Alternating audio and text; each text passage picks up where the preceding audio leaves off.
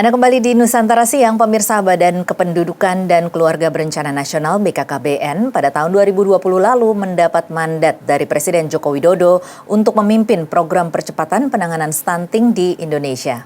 Data terkini juga menunjukkan sekitar 9 juta balita di Indonesia saat ini mengalami stunting, yang artinya 1 dari 3 yang dilahirkan terdiagnosa stunting.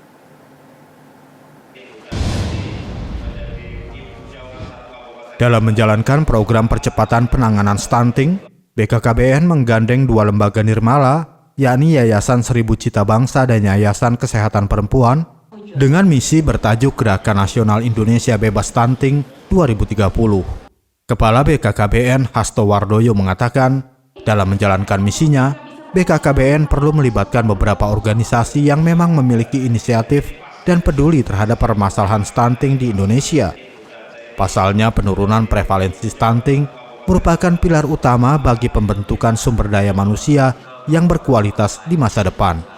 Milestone yang kita buat ini di 2024 dulu ya.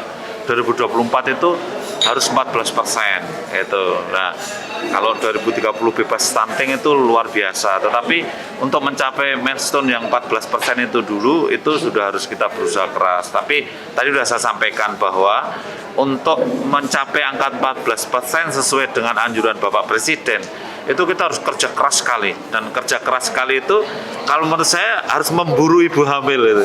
Dan ibu yang mau hamil. Jadi remaja yang mau nikah, ibu hamil harus betul-betul kita kejar gitu, kita dampingi gitu.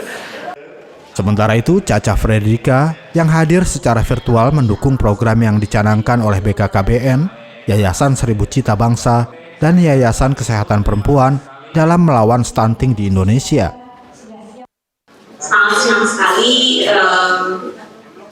ketika kita yang ada di tingkat kabupaten bisa masuk sampai ke tingkat desa, itu bisa bekerja sama secara langsung dengan pusat, karena memang benar seperti tadi kata Mr. Zack bahwa percuma aja sekarang kita ngobrol-ngobrol kayak gini, ngomong di forum seperti ini, tapi kalau misalnya kita pada akhirnya tidak bisa mengetuk masing-masing pintu rumah ibu-ibu yang ada di desa dan benar-benar mengajari mereka secara langsung tentang apa sih bahayanya stunting dan bagaimana pencegahan stunting itu seperti apa gitu.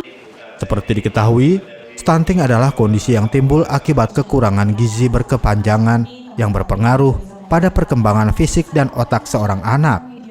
Menurut data 2019, jumlah kasus stunting di Indonesia mencapai 29,67%, lebih tinggi dari angka standar WHO, yakni 20%. Dari Jakarta, Andrianto, Nusantara TV melaporkan.